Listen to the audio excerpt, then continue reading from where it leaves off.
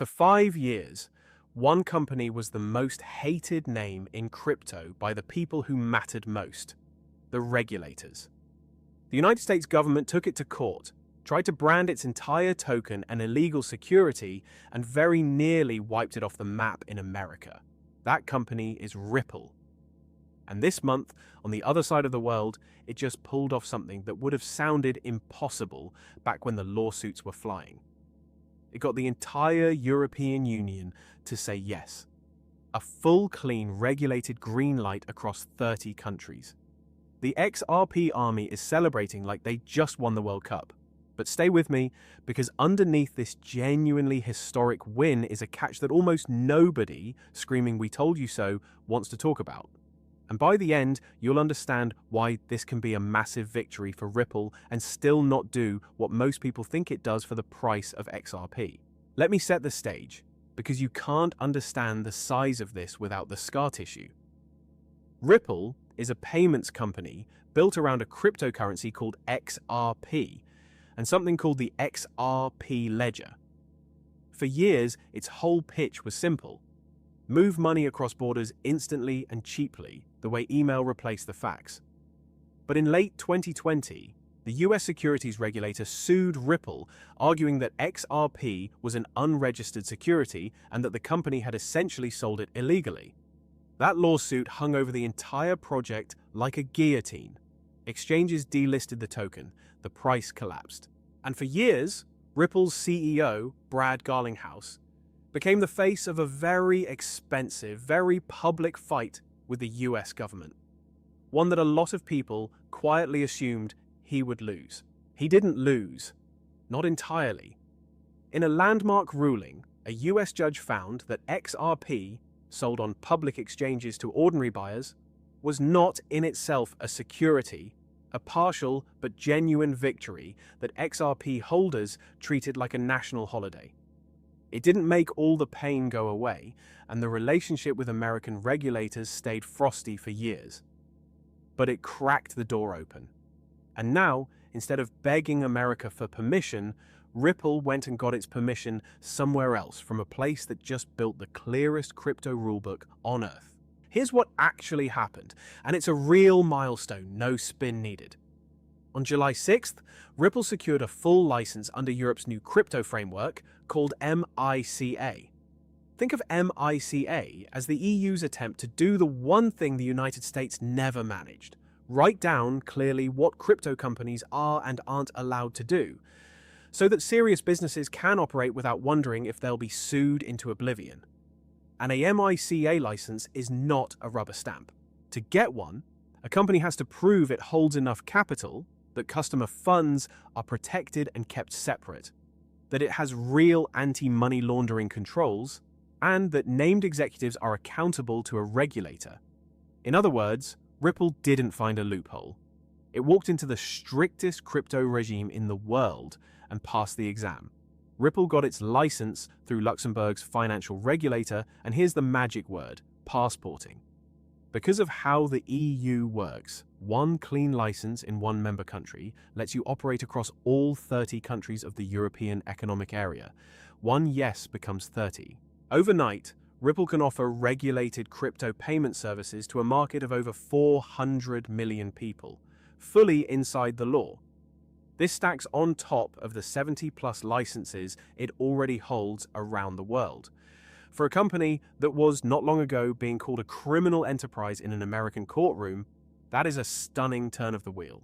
And Garlinghouse, to his credit, has been consistent about what he says this is all for. He calls XRP the company's North Star. He talks about Ripple's products, the payments network, the custody service, their stablecoin, all of it, as being designed to drive utility and liquidity around XRP and its ledger. So, on the surface, the story writes itself. Regulated in Europe, legitimate at last. Everything pointing back at the token. If you hold XRP, this feels like total vindication. Years of being told you owned magic internet money for gamblers, and now the most sophisticated regulatory bloc on the planet just handed your company a golden key. So, let me be completely fair before I complicate it. This is a genuine win. Regulatory clarity is the thing this entire industry has been begging for. Legitimacy has real value. Being able to walk into a European bank and say, "We are fully licensed under MICA," opens doors that stayed bolted shut for years. I'm not here to rain on that. It's earned. But now I have to put my honest hat on, because there's a gap between what this headline says and what it actually does. And understanding that gap is the whole point of this channel. Here's the uncomfortable part. This license is for Ripple, the company, and specifically for its regulated payments business. It is not, in itself, a license that makes people buy XRP, the token. And those two things, Ripple and XRP, are not the same thing, no matter how often they get blurred together. Ripple can grow enormously in Europe, sign banks, move billions, and it does not automatically follow that the price of XRP goes up. Why? Because of a detail that gets lost in the celebration. When Ripple actually moves money for a client, a lot of that flow doesn't necessarily sit in XRP. Increasingly, it settles in their regulated stablecoin, or in plain old regulated euros and dollars.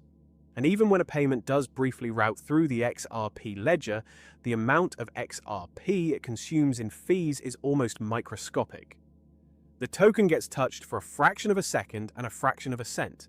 So think about what that means. You can have Ripple payments booming across Europe, a genuine business success, while the actual demand pressure on XRP, the thing you're holding and hoping goes to the moon, stays surprisingly light. The company can win big and the token can just sit there.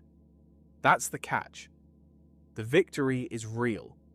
The direct line from that victory to your bag is a lot thinner than the celebration suggests. And I want to be careful here because this cuts both ways. And I don't want to be the cynic who misses the forest for the trees.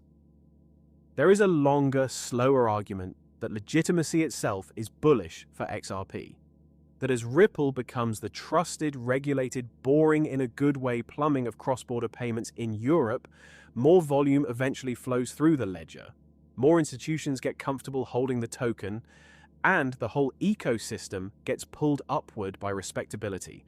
That's a real thesis. I just want you to notice that it's a slow, indirect, multi-year thesis, and it is being sold to you with the energy of an overnight rocket launch. Those are two very different things. So here's where I land, and you can absolutely disagree. I think this is one of the most important regulatory wins in crypto this year.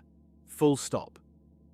Ripple has done something the entire industry failed to do in the United States.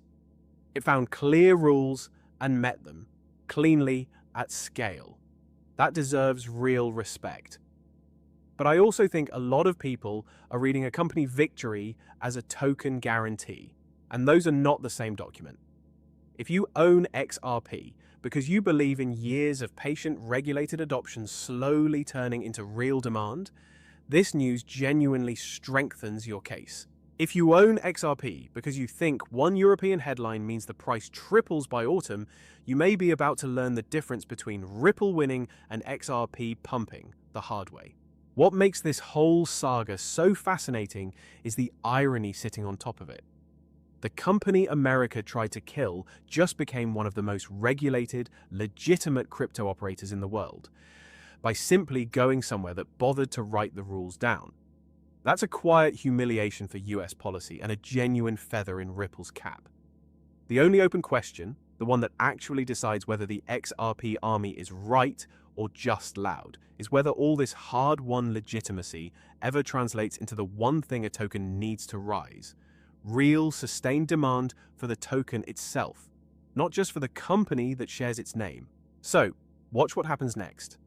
Watch whether European payment volume actually starts routing through the XRP ledger in a meaningful way, or whether it quietly settles in stablecoins while XRP stays a spectator at its own party.